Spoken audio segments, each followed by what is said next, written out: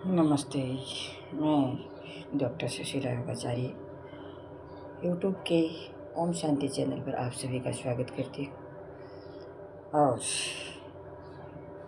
आज गणगौर दिवस और ईद की सभी को मुबारकबाद देती हुई अपनी इस योग क्रिया की शुरुआत करती हूँ। तो सभी को मेरी तरफ से ईद का मुबारकबाद, गणगौर का मुबारकबाद।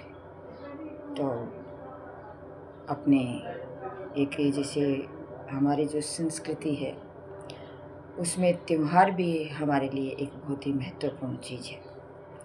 त्यौहार जब हमारी शुरुआत में जब हमारी ये क्या बोलते हैं, हमारी जब तीज आती है तो वहाँ से ही हमारे त्योहारों की शुरुआत होती है। और गणगौर जो तीज है वो हमारी इस त्योहारों की एक प्रोसीजर में लास्ट त्यौहार बोला जाता है। इसके बाद में कहते हैं कि तीज त्योहारा बावड़े ले डूबी गणगौर। तो ये गणगौर है, ये हमारा लास्ट त्यौहार है।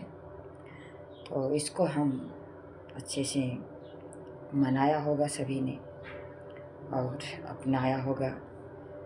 और सबसे बड़ी बात ये है कि हमारे यहाँ ईद भी इस गणगौर त्यौहार के साथ साथ ही आई है। कभी कभार होता है कि हमारे यहाँ बहुत सारे ऐसे त्यौहार हैं जो एक साथ आते हैं और उसे हम हंसी और खुशी के साथ मनाते हैं।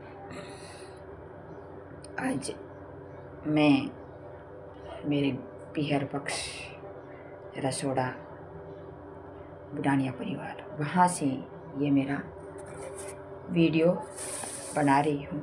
तो मौका मिला तो क्यों ना इस मौके का फ़ायदा उठाया जाए।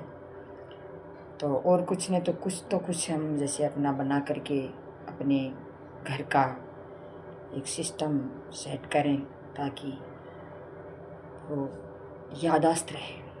तो अब मैं शुरुआत करती हूँ अनुलोम विलोम क्रिया। तो अनुलोम विलोम में हमें क्या करना है, सबसे पहले अपने पैरों को दोनों को सीधा करके, कमर गर्दन सीधी, और बाएं पैर को, हमारा जो बायां पैर है उसको दाईं जगह पे सेट करेंगे और दायां पैर है बाईं जगह पे सेट करेंगे इस प्रकार से।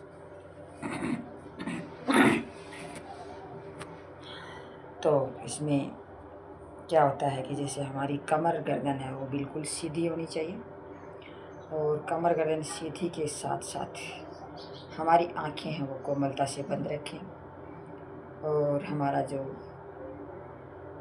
ये है दोनों हाथ ज्ञान मुद्रा में रखें।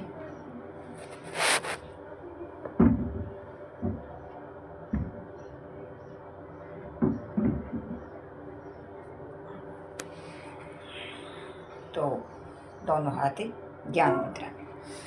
तो इसका हम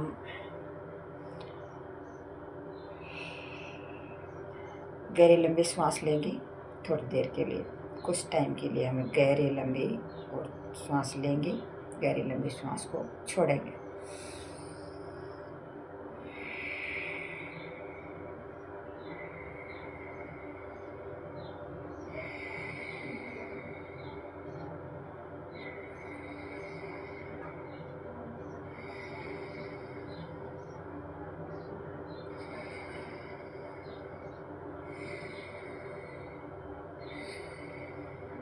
फिर हमारा ध्यान बिल्कुल एक जगह होगा।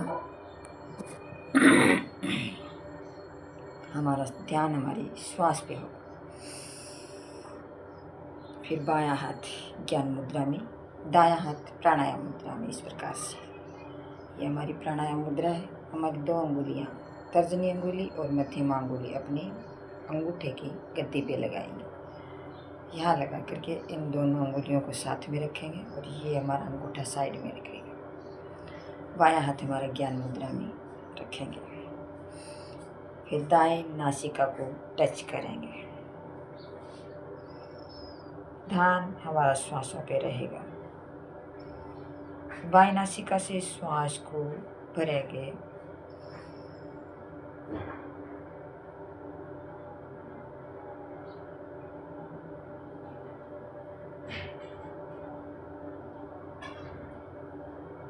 बाएं नासिका को टच करेंगे हमारी रिंग फिंगर से। फिर दाएं नासिका से श्वास को बाहर निकालते हुए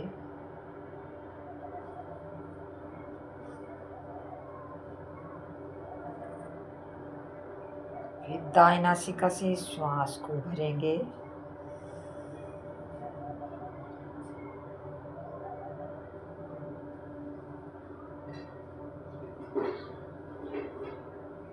दाएं अंगूठे से दाएं नासिका पुट को टच करेंगे।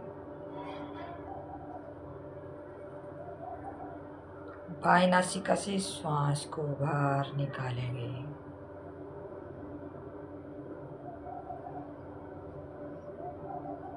बाएं नासिका से श्वास को भरेंगे।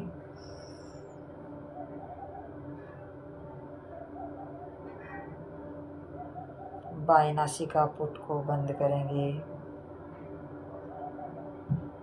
दाएं नासिका से श्वास को बाहर निकालते हुए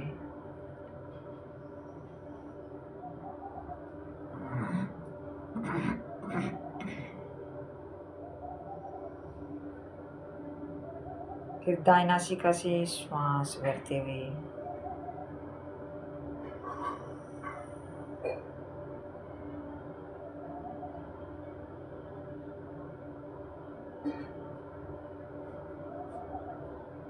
दाएं नासिका से श्वास भरेंगे तो बाएं नासिका से श्वास को बाहर निकालेंगे। इस प्रकार से निरंतर करते जाएं। कुछ टाइम के लिए अभ्यास दोहराते रहें।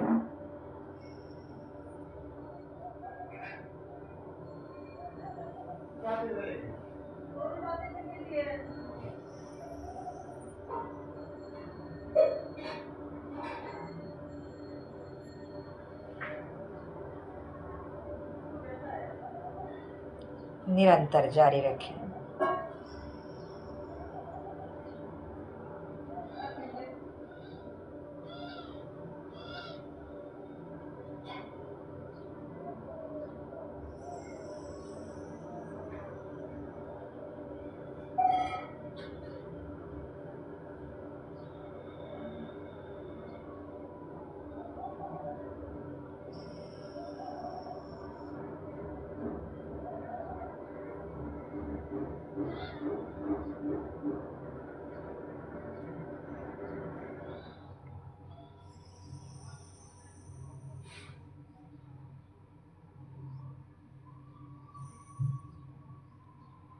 आंखें कोमलता से बंद रखें।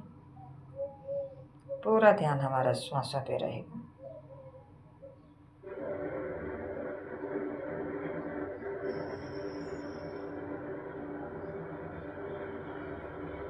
अपने श्वासों का अनुकूल करते हुए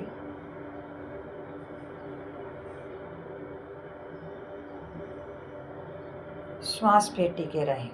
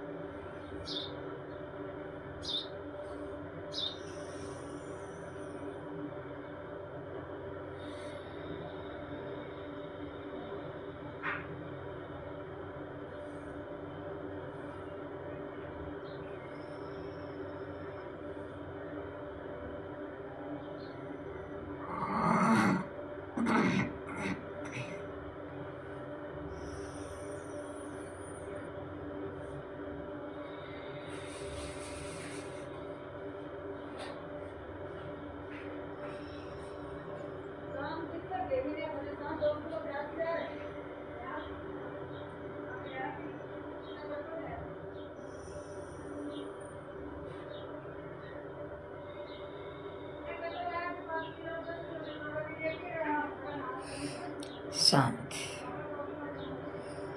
दोनों हाथों का घर्षण करेंगे।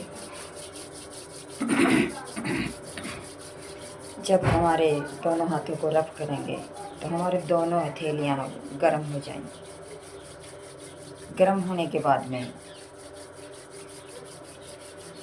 ज़बरदस्त तरीके से इसको रफ करने का प्रयास करें, जल्दी जल्दी करने का प्रयास करें। पूरी हथेलियाँ जब गर्म हो जाती हैं तो हमारे सारे पॉइंट में को गर्माहट मिलती है, दबाव, दाब और ताप दोनों मिलता है, जिससे क्या है कि हमारी प्रत्येक जो हथेली के अंदर जो हमारे प्रत्येक अंग के जो पॉइंट हैं उस पॉइंट पर बहुत ही अच्छा प्रभाव पड़ता है।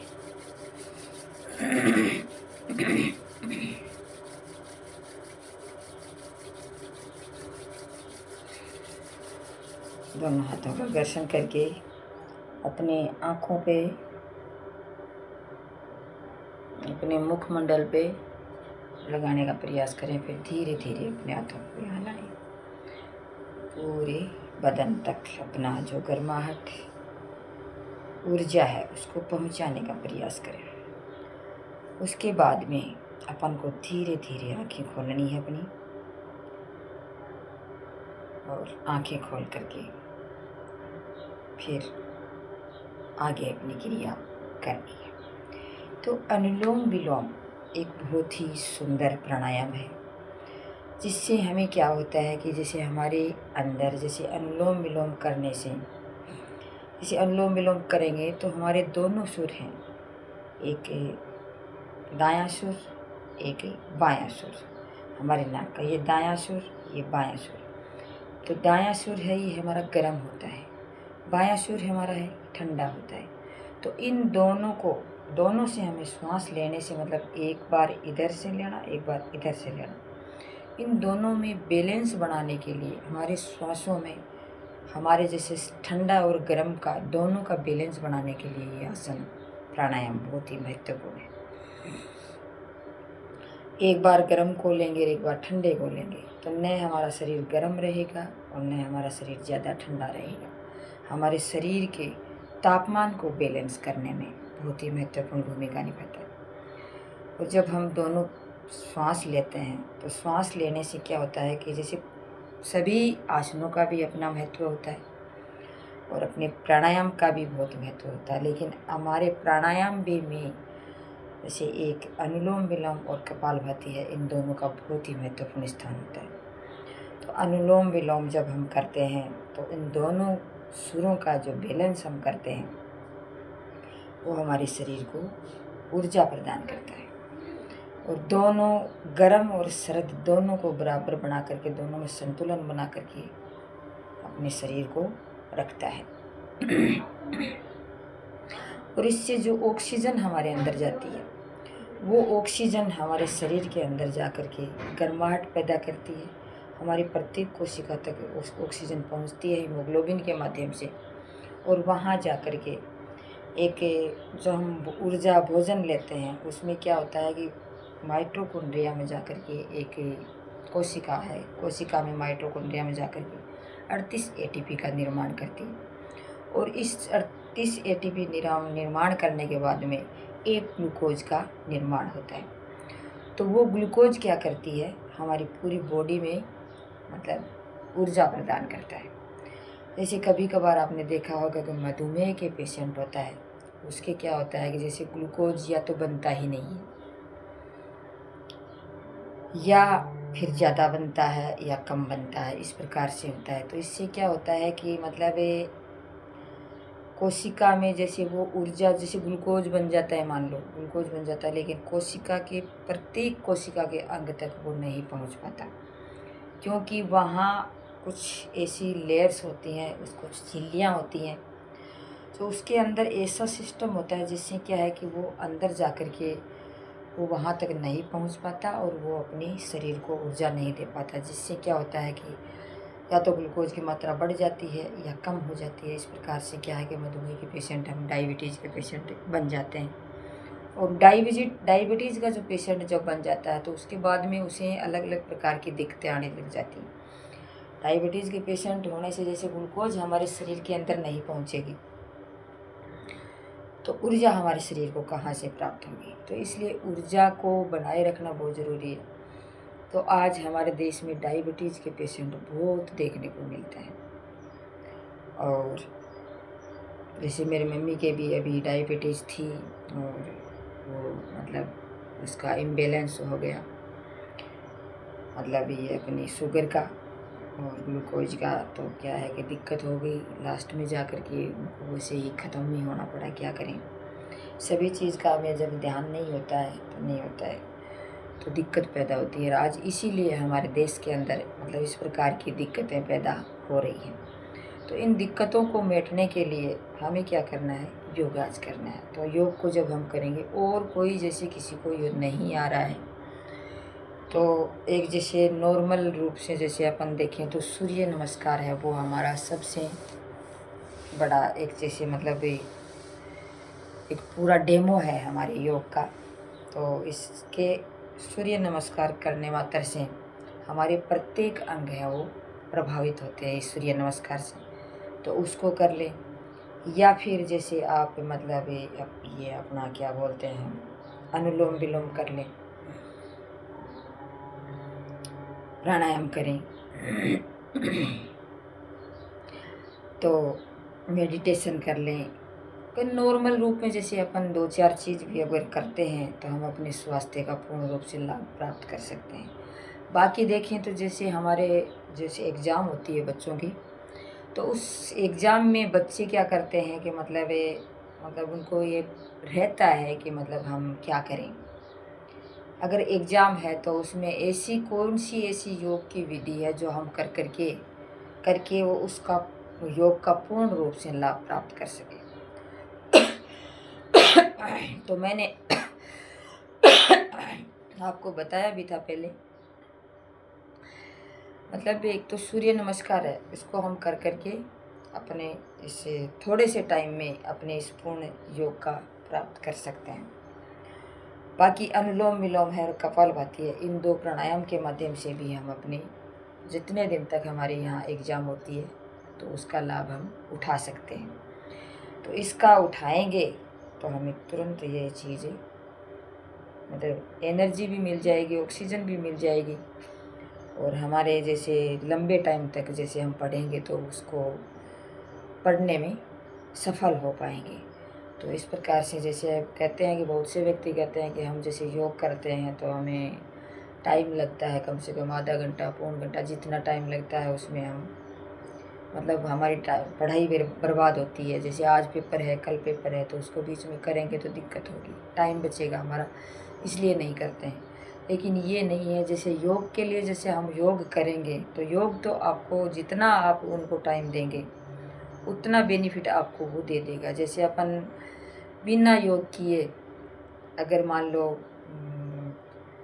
20 घंटे भी अगर पढ़ते हैं तो योग हमें 8 घंटे में पढ़ कर के भी हम उतना फ़ायदा दे देता है जितना हम 20 घंटे में पढ़ पाते हैं।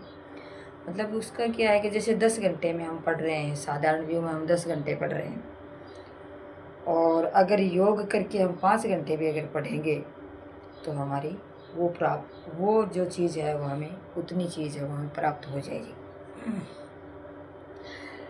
क्योंकि मतलब उसमें क्या होता है कि हमारी मेमोरी पावर है वो ठीक हो जाती है, हमारे मस्तिष्क में एक शांति सी महसूस होती है, रिलैक्स महसूस होता है।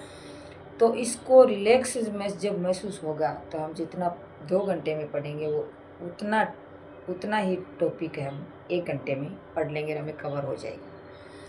तो इसका ये बेनिफिट हमें मिलता है। तो कभी इस प्रकार पर ये गौर न करें कि हमें ये चीज़ इतना योग करेंगे तो हमें नुकसान होगा। जैसे मैंने अपना जो डिप्लोमा किया था उसमें हमेशा मेरे अपना जो योग का टाइम है, चाहे पेपर दूसरे ही दिन क्यों ना हो, लेकिन मेरा योग का टाइम मैं कभी भी मतलब मिस नहीं किया। जैसे मैं 1 घंटा करती हूँ तो मैंने उस टाइम आधा घंटा किया, लेकिन किया ज़रूर। सूर्य नमस्कार कर लिया, अनुलोम विलोम कर लिया, कपालभाति कर लिया, 2-4 आसन और कर लिए, इतने में आधे घंटे में इतना टाइम मैंने दे दिया और उतना बेनिफिट हमें मिल गया। तो ऐसा हमें करेंगे तो हमें ज़रूर ये बेनिफिट मिलेगा।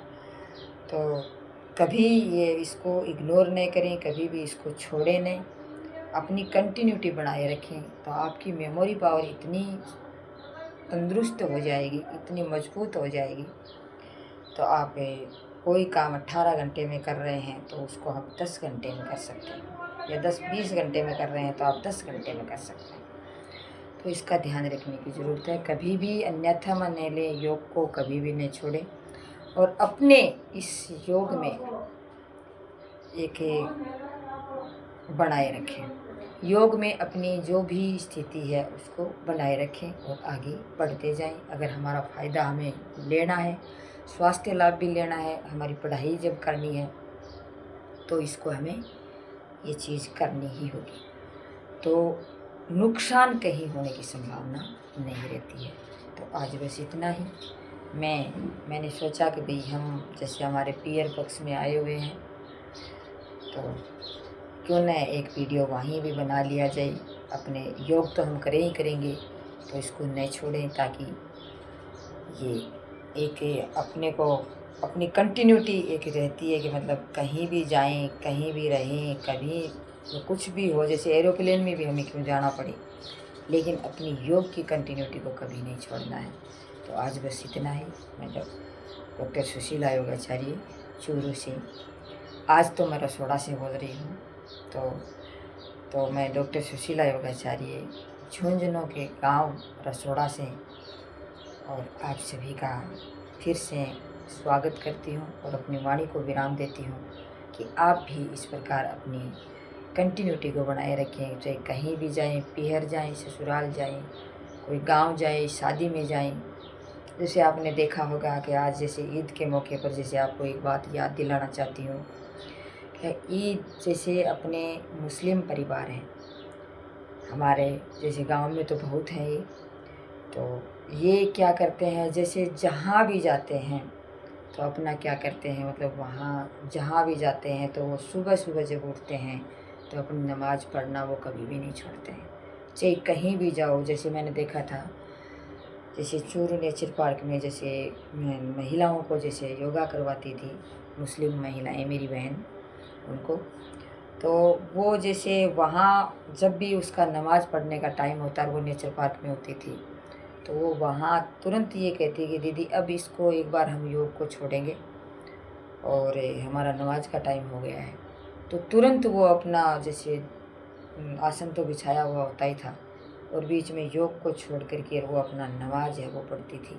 उसके बाद में मेरे से वापस योग करना शुरू करती थी। तो इस प्रकार से जब हम इस लय ढब में आते हैं, तब जा कर के हमें ये बेनिफिट मिलता है, तब जा कर के हमारा एक हौसला बनता है और हम एक अच्छी जीवन शैली में ढलते हैं। तो इस जीवन शैली को बनाए रखने के लिए हमें ये चीज़ करनी ज़रूरी है। तो आज अपने इस पीहर पक्ष, जो मेरा पैतृक गांव जो रसोड़ा है, वहाँ से मैं बोल रही हूँ। ईद का मौका है, गणगौर का मौका है, इस पे मैंने सोचा कुछ न कुछ एक अपना वीडियो डाला जाए ताकि याद रहे ये चीज़। तो थैंक यू। जय हिंद, जय भारत।